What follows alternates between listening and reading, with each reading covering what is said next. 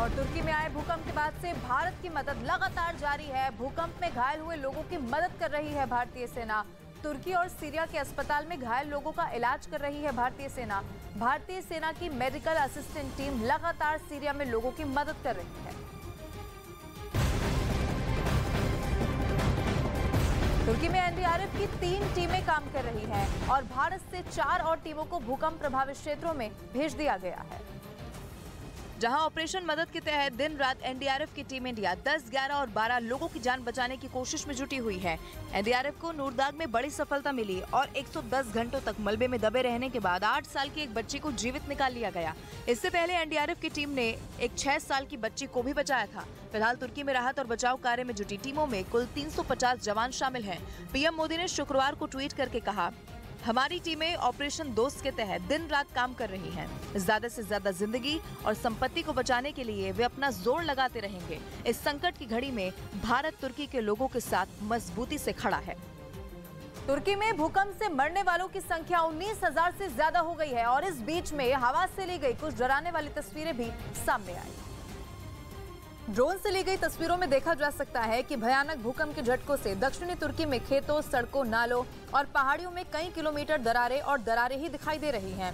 तुर्की के दक्षिणी प्रांत काहरनमारस के टेवेकेली शहर के पास देखा जा सकता है कि जहां-जहां दरार आई है वहां सब कुछ तबाह हो गया। यहां तक कि हाईवे और मेटल के बैरियर भी टूट गए हैं। दरार के बीच में पहाड़ भी आए हैं और तस्वीरों में दिख रहा है कि धरती के फटने के साथ साथ पहाड़ भी फट गए हैं और बड़े-बड़े पत्थर गिरे हुए हैं। तुर्की और सीरिया में भूकंप पर इस वक्त की बड़ी खबर आपको बता दें। भूकंप से तुर्की और सीरिया में अब तक 24,000 लोगों की मौत हो गई है। जबकि सिर्फ तुर्की की बात करें तो तुर्की में 19,000 से ज्यादा लोगों की मौत हुई है। वहीं सीरिया में 4,000 लोगों की मौत की खबर है। भूकंप से सीरिया में भले ही तुर्की के मुकाबले तबाही कम हुई हो, लेकिन सीरिया में मदद पहुंचने में काफी मुश्किलें भी पेश आ रही हैं।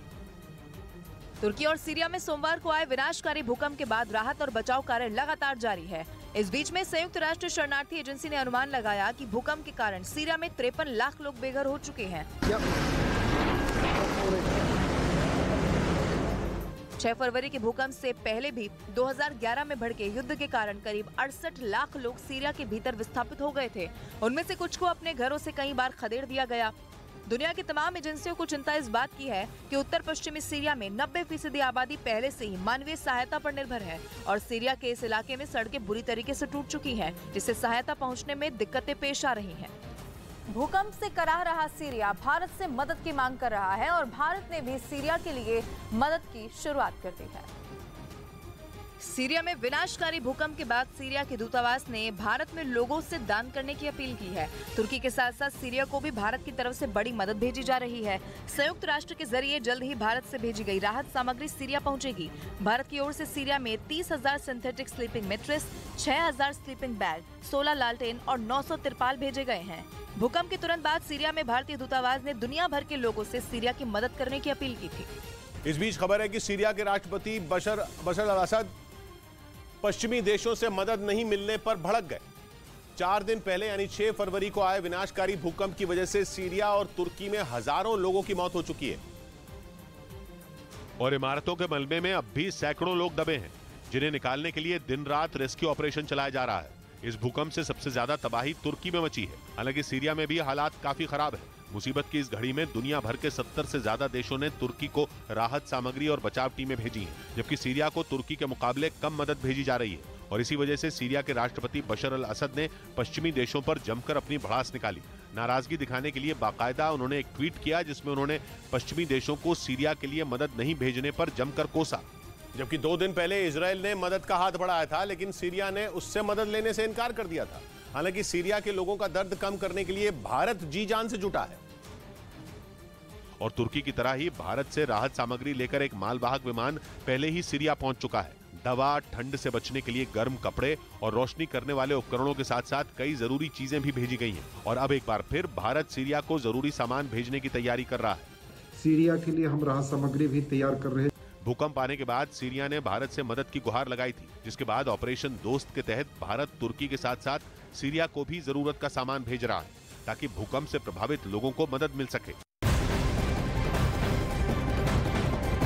और इस वक्त एक बड़ी खबर आपको बता दें, अमेरिका ने एक बार फिर से इस बात का दावा किया है कि उसने अपने हवाई क्षेत्र में एक अनजान उड़ती हुई चीज को मार गिराया है। 2 हफ्ते के बीच दूसरी घटना है जब अमेरिका ने हवा में उड़ रही किसी रहस्यमयी चीज को मार गिराया है। व्हाइट हाउस के मुताबिक इस बार अलास्का के ऊपर 40,000 फीट की ऊंचाई पर उड़ रही एक अनजानी चीज को अमेरिकी फाइटर जेट ने मार गिराया। President Biden ordered the military to down the object. America के मुताबिक ये चीज एक कार के बराबर थी और अमेरिकी जहाजों के लिए खतरा पैदा कर रही थी। The object was about the size of a small car, so not similar in size or shape to the high-altitude surveillance balloon that was taken down off the coast of South Carolina. Pentagon के मुताबिक इस चीज पर 9 फरवरी से नजर रखी जा रही थी, जिससे घरेलू उड़ानों को खतरा होने की संभावना थी। लिहाजा अनजान चीज को हवा में ही मार गिराया गया। और एक और बड़ी खबर आपको बताएं, उत्तराखंड के राज्यपाल ने नकल विरोधी अध्यादेश को मंजूरी दे दी है। पेपर लीक और नकल रोकने के लिए उत्तराखंड सरकार ने अध्यादेश जारी किया था। अब भर्ती परीक्षाओं में पेपर लीक या नकल कराने में दोषी पाए जाने पर उम्र कैद की सजा के साथ साथ 10 करोड़ रुपए तक जुर्माना भी अब देना पड़ेगा। तो बड़ी खबर आपको बता रहे, नकल विरोधी अध्यादेश को मंजूरी यहां पर दे दी गई है। राज्यपाल ने अध्यादेश को मंजूरी दे दी है। अब इस अध्यादेश के मुताबिक आपको ये भी बताएं कि भर्ती परीक्षाओं में पेपर लीक या नकल कराने में अगर कोई दोषी पाया जाता है तो फिर उसे उम्र कैद की सजा होगी और इसके साथ में 10 करोड़ रुपए तक का जुर्माना भी उसे भरना पड़ेगा। उधर अमेरिका ने चीन का गुब्बारा बनाने वाली कंपनियों की नकेल कसने की तैयारी कर ली। वहां के मीडिया ने यह दावा एक बड़े अमेरिकी अधिकारी के बयान को आधार बनाकर किया, जिससे चीन का तनाव बढ़ सकता है, क्योंकि अमेरिकी मीडिया का कहना है कि अमेरिका उन कंपनियों पर कार्रवाई करेगा जो गुब्बारा बनाती हैं, क्योंकि उसे लगता है कि ये कंपनियां चीन की सेना के कहने पर उन गुब्बारों में बदलाव करती हैं और उन्हें मौसम की जानकारी लेने वाले गुब्बारे से जासूसी गुब्बारे में बदल देती हैं, और इसी वजह से अमेरिका ने उन कंपनियों पर नजर टेढ़ी कर ली। अमेरिकी मीडिया ने वहां के एक बड़े अधिकारी के बयान के आधार पर दावा किया कि चीन का गुब्बारा बनाने वाली कंपनियों का वहां की सेना से सीधा संबंध है और इसीलिए वो उन्हें नहीं छोड़ेगा और उन पर सख्त से सख्त कार्रवाई करेगा। हालांकि अब तक ये नहीं पता कि अमेरिका चीन की उन कंपनियों पर कैसी कार्रवाई करने वाला है, लेकिन जैसे बाइडेन के तेवर हैं, उनसे साफ है कि अमेरिका न चीन को छोड़ेगा और न उसकी उन कंपनियों को जो चीन की सेना के कहने पर जासूसी गुब्बारे बनाती हैं। वैसे चीन चीख चीख कर अपनी करतूत छिपा रहा है और अपने गुब्बारे को मामूली गुब्बारा बता रहा है। यही नहीं, अमेरिका ने जैसे ही उसका बलून शूट किया, चीन ने बवाल कर दिया, लेकिन बाइडेन ने साफ कर दिया कि गुब्बारा उनकी हवाई सीमा में आया था और उनकी सेना ने उसे मार गिराया, जिसका अमेरिका को रत्ती भर भी अफसोस नहीं। That a balloon could traverse, break American airspace. This is not a major breach. यही नहीं, अमेरिका ने चीन को गुब्बारे का मलबा तक नहीं दिया। उसने ये तक दावा किया कि गुब्बारा जासूसी करने वाली तकनीक से लैस था और चीन ने इस तरह के गुब्बारों से केवल उसकी नहीं बल्कि भारत और जापान जैसे देशों की भी जासूसी की है। एक दिन पहले ही खबर आई थी कि अमेरिका ने 40 देशों के राजदूतों से इस बारे में बात की है और उन्हें बता दिया कि चीन का गुब्बारा केवल अमेरिका पर नहीं बल्कि भारत, जापान और वियतनाम जैसे 40 देशों पर मंडरा चुका है। यानी चीन लाख कहे, उस पर भरोसा नहीं किया जा सकता, क्योंकि झूठ बोल बोलकर वो अपने पड़ोसी देशों की जड़ें खोद रहा है। लेकिन अटलांटिक महासागर में गुब्बारा भेजकर उसने ऐसी गलती कर दी जिसकी भरपाई करना मुश्किल लग रहा है, क्योंकि अमेरिका बाल की खाल निकालने में जुट गया है। चीन का नाम आने के बाद तो बाइडेन एंड कंपनी और तेज काम कर रही है, क्योंकि यूक्रेन जंग के बाद चीन ने उसका नुकसान करने का कोई मौका नहीं छोड़ा और अब अमेरिका चीन की बखिया उधेड़ने का मौका नहीं छोड़ रहा। वही खबर है कि मुसीबत में फंसे तुर्की के लिए ऑपरेशन दोस्त बेहद अहम साबित हुआ। तुर्की की सरकार भारत की तारीफ करती नहीं थक रही।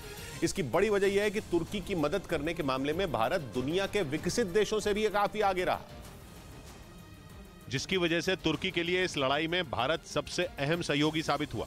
6 फरवरी को आए जलजले ने तुर्की को झकझोर कर रख दिया था, लेकिन इस घटना के 24 घंटे पूरे होने से पहले ही भारत का बचाव दल तुर्की पहुंच गया।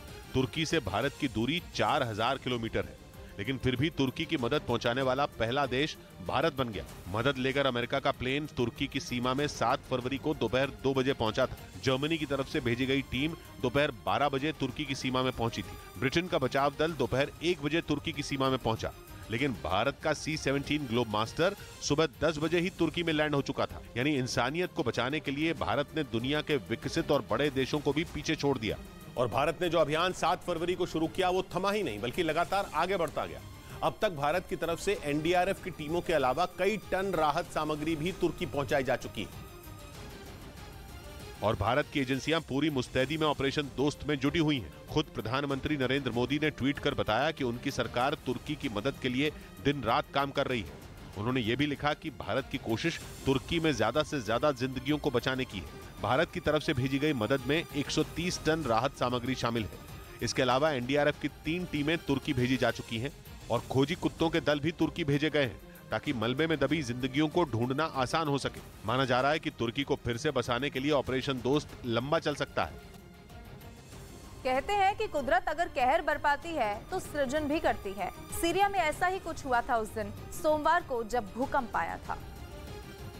एक तरफ जलजला आया हुआ था और दूसरी तरफ सीरिया की एक मां अपने बच्चे को जन्म दे रही थी।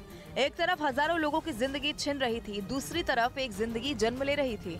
सोमवार को जब भूकंप के जोरदार झटके लग रहे थे तब सीरिया के अलेप्पो में एक चमत्कार हो रहा था। फातिमा अहमद ने अपने तीसरे बच्चे को उसी दिन जन्म दिया। एक के बाद एक भूकंप के झटके आ रहे थे। सारे डॉक्टर अस्पताल छोड़कर चले गए थे।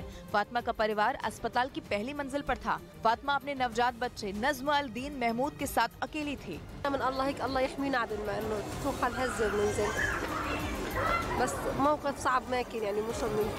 भूकंप के बीच में जब चारों तरफ मौत पसरी हुई थी, इमारतें गिर रही थी, इस मां को कुछ ईरानी मददगारों का साथ मिला और वो अस्पताल पहुंची जहां उसने अपने बच्चे को जन्म दिया। ब्रेकिंग न्यूज तुर्की में आए भूकंप पर। भूकंप को पश्चिमी देशों की साजिश बताकर तुर्की ने पूरी दुनिया में खलबली मचा दी है। मतलब तुर्की का दावा यह है कि जिस भूकंप ने वहां 19,000 से ज्यादा लोगों की जान ले ली वो कुदरती नहीं है बल्कि एक सोची समझी साजिश के तहत पश्चिमी देशों ने उसे अंजाम दिया। यानी तकनीक की मदद से तुर्की को इतने झटके दिए गए कि उसके कई इलाके कब्र बन गए। और तबाही के ऐसे ही हालात के बीच तुर्की का यह दावा बेहद चौंकाने वाला है, क्योंकि तुर्की के मुताबिक भूकंप के लिए अमेरिका का हार्प यानी high frequency active auroral research programme जिम्मेदार है।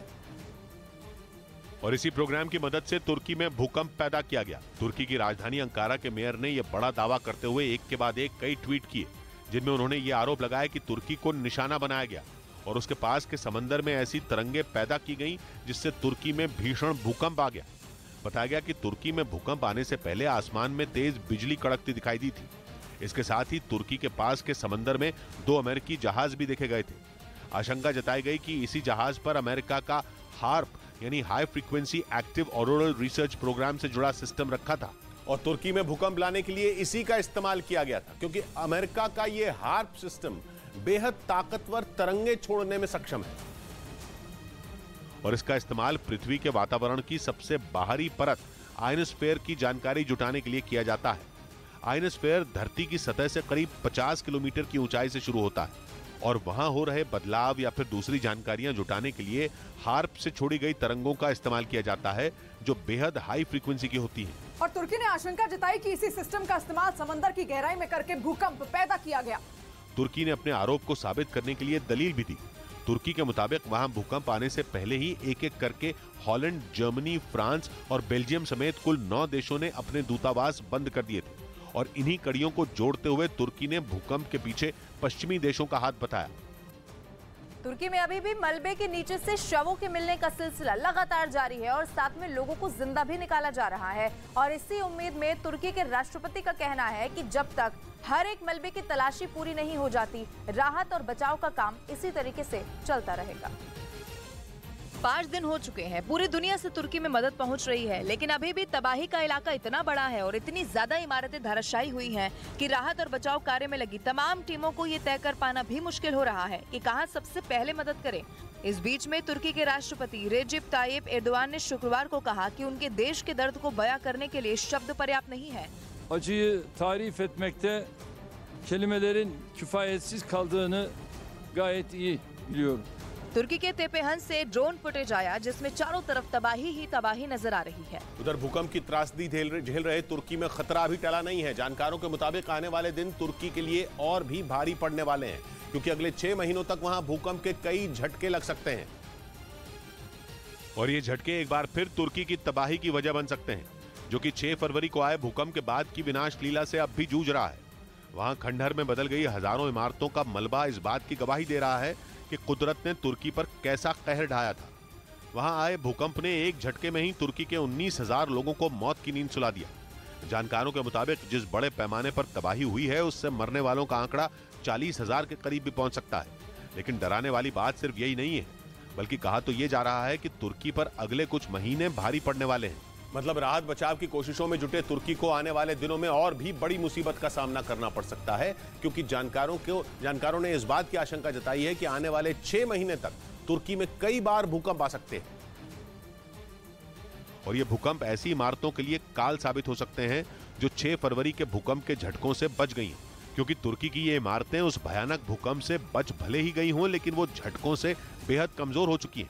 एक रिपोर्ट के मुताबिक तुर्की के 10 प्रांतों में 10,000 से ज्यादा इमारतें धराशायी हो गईं, जबकि 50,000 से 1 लाख इमारतें ऐसी हैं जिनमें खतरनाक दरारें पड़ गई।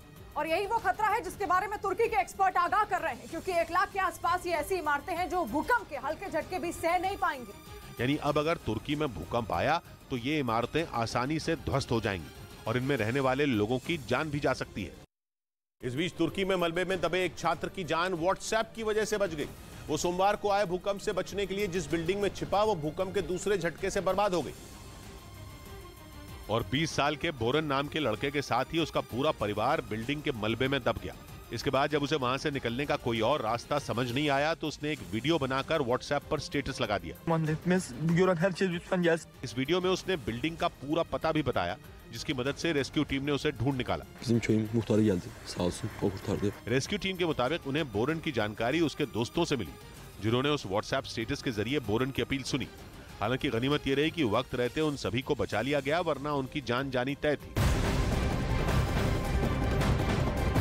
और सीरिया से इस वक्त एक बड़ी खबर आपको बता दें, सीरिया में एक नदी पर बना बांध अचानक से ही फट गया और जिसकी वजह से सीरिया और तुर्की के बॉर्डर पर बसा अत-तलूल शहर पूरी तरीके से पानी में डूब गया है। बताया गया कि 3 दिन पहले आए भूकंप की वजह से बांध में दरारें पड़ गई थी और जब बांध टूटा तो वहां तबाही आ गई। बांध के टूटने के बाद पूरे इलाके में पानी भर गया, शहर में बने मकान पानी में डूब गए, सड़कों पर बाढ़ के पानी ने कब्जा जमा लिया। हालात तो ये हैं कि जान बचाने के लिए लोग सुरक्षित जगहों पर पलायन भी कर रहे हैं। मतलब ये कि विनाशकारी भूकंप की मार झेलने के बाद सीरिया के सामने अब बाढ़ से निपटने का संकट खड़ा हो गया है।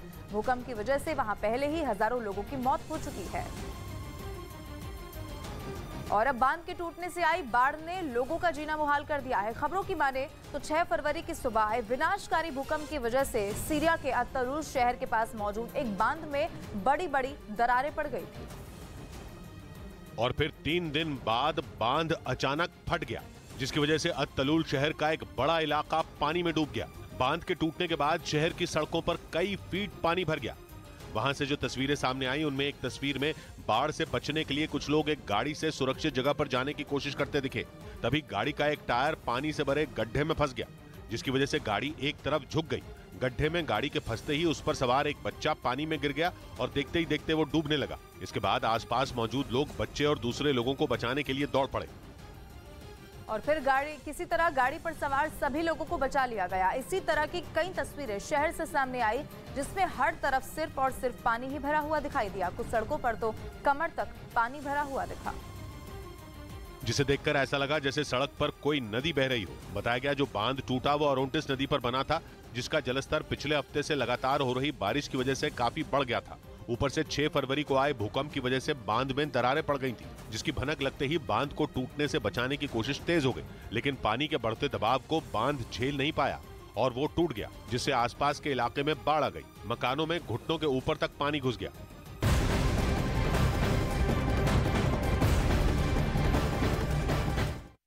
देश की आजादी के बाद हमारे देश के प्रथम गृह मंत्री सरदार वल्लभ भाई पटेल ने अखिल भारतीय सेवाओं के लॉन्चिंग के समय एक बात कही कि देश एक संघीय संविधान के तहत अक्षुण्ण बनाए रखने की जिम्मेदारी इस अखिल भारतीय सेवाओं की। आज से आप भी ये अखिल भारतीय सेवाओं की महान परंपरा के एक अभिन्न अंग बन रहे हो। सरदार पटेल का ये वाक्य, वो लोह पुरुष, वो मनीषी का ये वाक्य आपके जीवन का ध्रुव वाक्य बनना चाहिए कि देश को एक संघीय संविधान के तहत अक्षुण्ण बनाए रखने की हम सबकी जिम्मेदारी। मित्रों, सरदार पटेल ने इस कॉलेज की स्थापना के वक्त ये कहा था कि ये कॉलेज भारत में अपनी तरह का पहला संस्थान है। पीछे मुड़कर देखने पर इसकी कोई मिसाल नहीं मिलती, लेकिन भविष्य की पीढ़ियों के लिए यह एक प्रेरक उदाहरण बनेगा। इसे अपने साथ दूसरों का भी निर्माण करना है। इसे अपने छात्रों के बीच वो प्यार और सम्मान पैदा करना है जो एक समय में शैक्षिक संस्थान का गौरव और विरासत हुआ करता था। मुझे लगता है कि एकेडमी ने 75 साल में देश के प्रथम गृह मंत्री ने एकेडमी के सामने जो लक्ष्य रखे थे वो सभी भली भांति पूर्ण किए।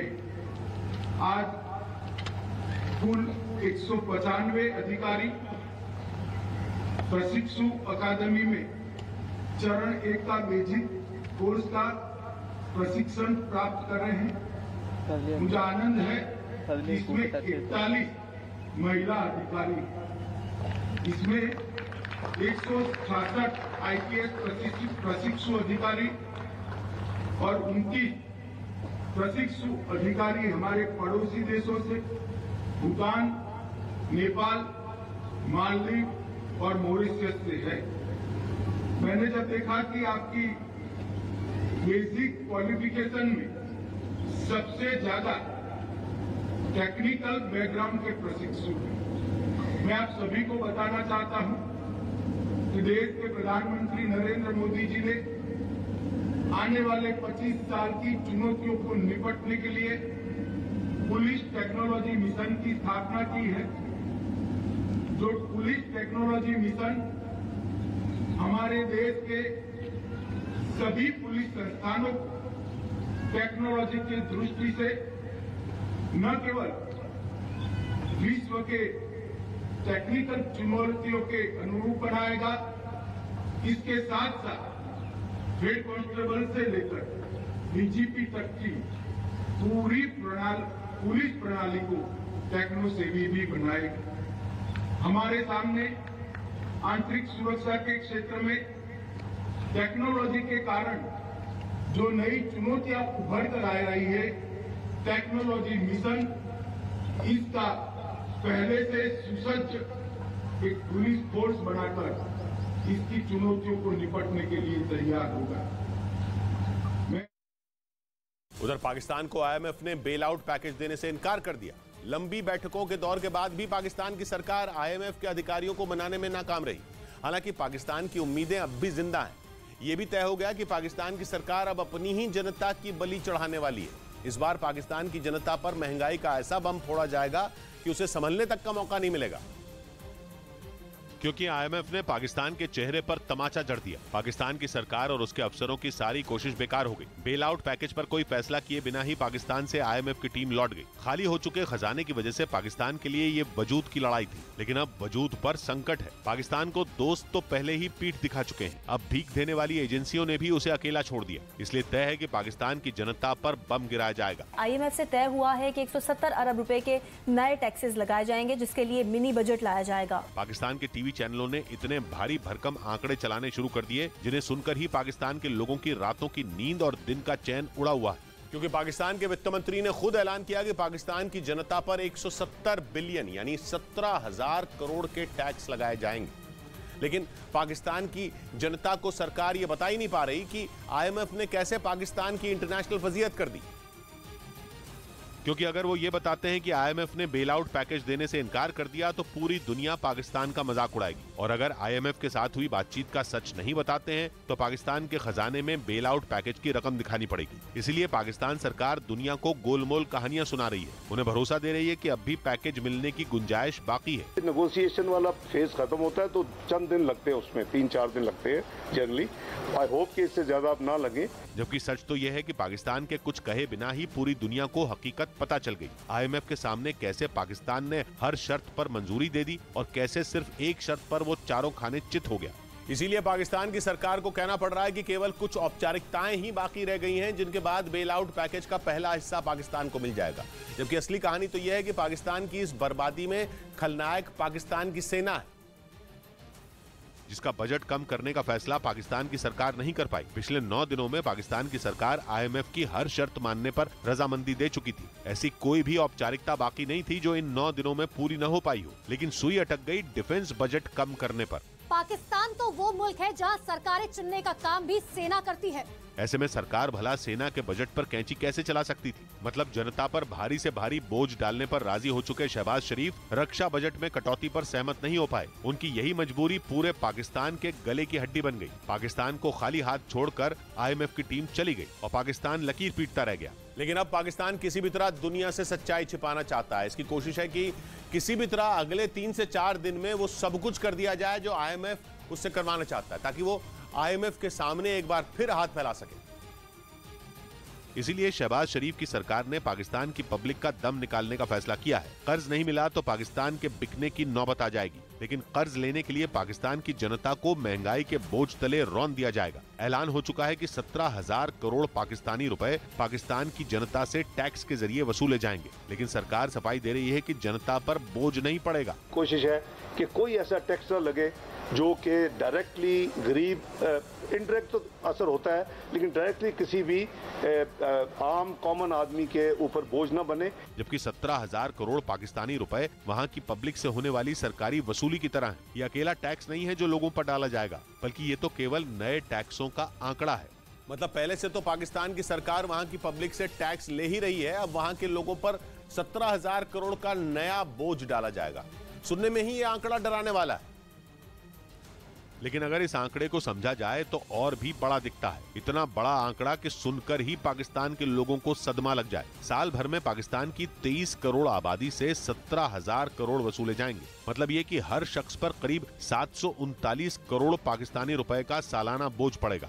और अगर हर महीने का बोझ देखा जाए तो ये हुआ लगभग 61 करोड़ पाकिस्तानी रुपए, जबकि पाकिस्तान की सालाना प्रति व्यक्ति आय करीब 15 लाख पाकिस्तानी रुपए है। मतलब ये इतनी बड़ी रकम है जो पूरे पाकिस्तान को सड़क पर ला देगी। लोग क्या खाएंगे और कैसे जिएंगे सोच सोच कर उनकी जान निकल रही है। लग रहा है कि भूख से मरने से पहले शहबाज शरीफ का वसूली प्लान सुनकर ही लोग मर जाएंगे, क्योंकि अब 17,000 करोड़ रुपए की वसूली का सिर्फ प्लान नहीं, बल्कि इसके लिए बजट तैयार किया जा चुका है। इसे मिनी बजट का नाम दिया गया, जो सोमवार को पाकिस्तान की संसद से पास हो सकता है। पाकिस्तान पर IMF को रत्ती भर भी भरोसा नहीं है, इसलिए वो इस मिनी बजट को तुरंत लागू करना चाहता है, ताकि IMF के अफसरों से बेल आउट पैकेज पर बात की जा सके। सूत्रों के मुताबिक पाकिस्तान में आटा, दाल और चावल जैसी हर चीज की कीमत तकरीबन 1.5 गुना तक बढ़ जाएगी। पेट्रोल की कीमतों को रोजाना 5 रुपए प्रति लीटर बढ़ाया जाएगा और 1 लीटर पेट्रोल की कीमत को 450 पाकिस्तानी रुपए तक पहुंचाया जाएगा। बिजली की कीमतों को सीधा दुगना करने की योजना है, जबकि कई सरकारी विभाग एक साथ बंद भी किए जाएंगे ताकि खर्चों पर लगाम लगाई जाए। यानी पूरे पाकिस्तान में महंगाई, गरीबी, बेरोजगारी और भुखमरी का शोर और आक्रोश होगा। पाकिस्तान की सेना का बेरहम चेहरा देखने को मिला है। पाकिस्तानी सेना ने एक आदमी को पीटा है। पिटाई का वो वीडियो भी सोशल मीडिया पर वायरल हो गया है। ये तस्वीर आप देखिए, ये तस्वीर आपके टीवी स्क्रीन पर। ये पाकिस्तान की सेना है जो एक आदमी को बुरी तरीके से डंडों से पीटती हुई तस्वीरों में नजर आ रही है। ये बेरहम चेहरा है पाकिस्तान की सेना का।